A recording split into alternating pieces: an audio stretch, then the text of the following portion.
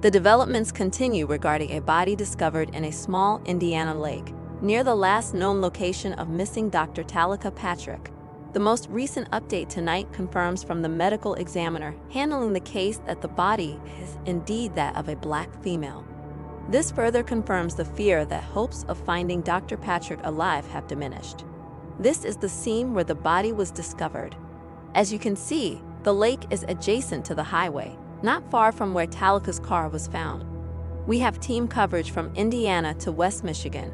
Heather, Leon, we're at Lake Charles Park, and you can hear just how close it is to the highway. She was panicking because there were numerous vehicles, a lot of cops, and dive rescue. Brandon French says his panicked wife Erin woke him up around 8 this morning. Police, fire, and a dive team were set up at Lake Charles, right off their backyard. They were unaware of the situation. They were familiar with the Taleka Patrick case. They were outside the night her car was discovered off I-94 near the Porter exit. They were asked if they saw anyone on their property or anything. And they have 2 dogs. They would alert you if anyone approached, so they were unsure. Taleka's car was less than a mile from the lake. There's a barbed wire fence separating the highway from the lake, but once you cross that, the lake is just steps away. Authorities searched Lake Charles in January when it was still frozen but found nothing.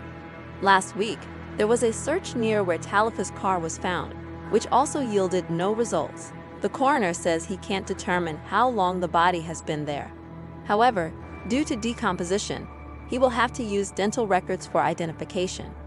If it is her body, it answers the question of where Taleka Patrick went, but how she got there remains unknown. I feel sadness for the family, but also a sense of relief if it is her, as the family can now have closure and lay her to rest. An autopsy later this week will provide more answers. The coroner says there are no obvious signs of trauma. In Porter, Indiana, Heather Walker, 24-Hour News 8. Many questions still remain. Heather, thank you. We have been in contact with Taleka's family as they process this devastating news. 24-Hour News 8's Steve Kelso is here now with how they are responding to today's news. Since the discovery broke, we've been working to find those close to Dr. Taleka Patrick. Since 6 o'clock, we've spoken with her ex-husband. Earlier, we spoke with the investigator hired by her family.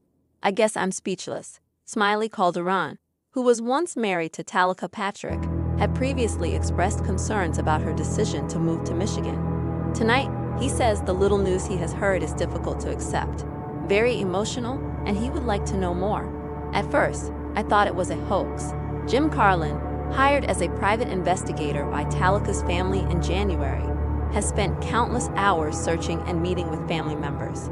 He did not see it ending this way and has spoken with Taleka's family today. They had such faith, and so did I. The only thing tragic about this ending is the faith they had that she would return home. Also tonight, a statement from Western Michigan University's Homer Stryker MD School of Medicine, where Patrick was a resident, says, "We are awaiting the results of official confirmation from authorities and offer our sincerest condolences and prayers to Taleka's family during this difficult time." Patrick's ex-husband says his thoughts are also with her family. Yes, they are a very religious family, and we can never lose hope. Even now, without all the facts, I still wish for the best. Also tonight, a statement from the Kalamazoo County Sheriff's Department briefly detailing the gruesome discovery, but concludes that no further information will be available at this time. Steve Kelso, 24-Hour News 8. This story has been closely monitored since we first heard of Taleka Patrick's disappearance over a year ago. It began back on December 5, 2013. This is surveillance footage of the Radisson Hotel in Kalamazoo, where the 30-year-old doctor in residency at Western Michigan University attempted to get a room, but apparently did not have the means to secure it. Shortly after, an employee dropped her off at Borges Hospital, where she worked. That was the last time anyone saw Taleka Patrick.